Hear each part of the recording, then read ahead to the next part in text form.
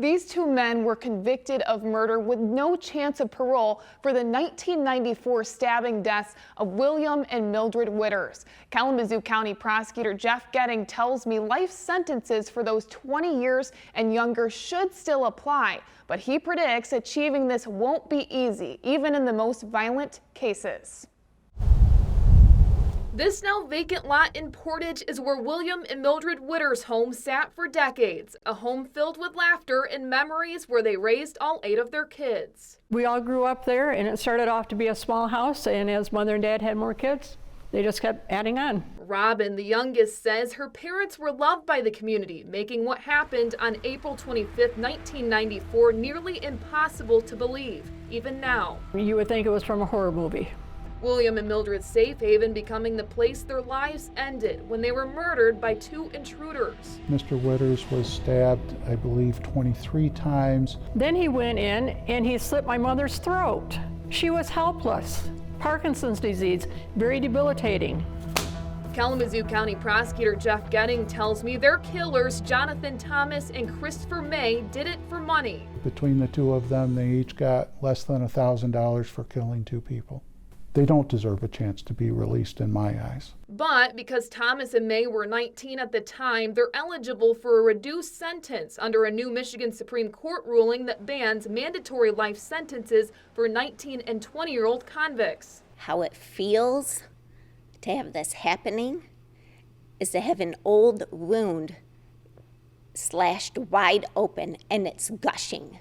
The ruling expands on the state's 2022 ban for offenders 18 and younger. The reality is that well over 90% of those cases are resulting in term of year sentences, not life without parole sentences. Meaning killers are ending up back on the street. Killers like Frederico Cruz.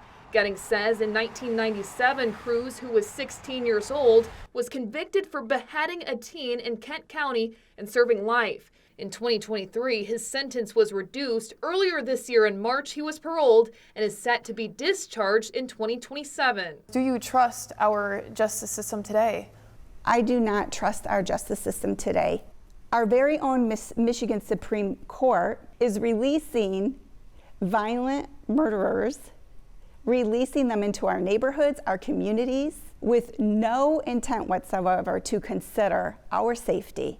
Getting says the pressure is on Michigan prosecutors to protect the community now by proving to a judge life sentences should still apply. In the process that's been set out by our courts, it's not likely that we win.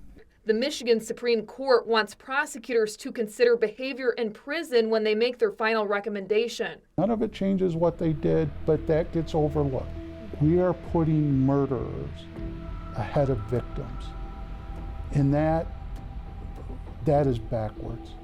They murdered my mother and dad. They tortured them. They belong behind bars. The Witters family calling on the Michigan Supreme Court to undo the ruling before hundreds of resentencings move forward. We are calling for the safety of our society by changing and turning the law around, or it's time to step down. A status conference will be held next month to decide whether to move forward with a resentencing hearing for Thomas and May. And if there is no hearing, Getting says he'll negotiate a maximum number of years sentence. That's what he plans on doing with most of these cases, calling it the last resort for prosecutors and upholding justice for families. In studio, Autumn Pitcher, News Channel 3.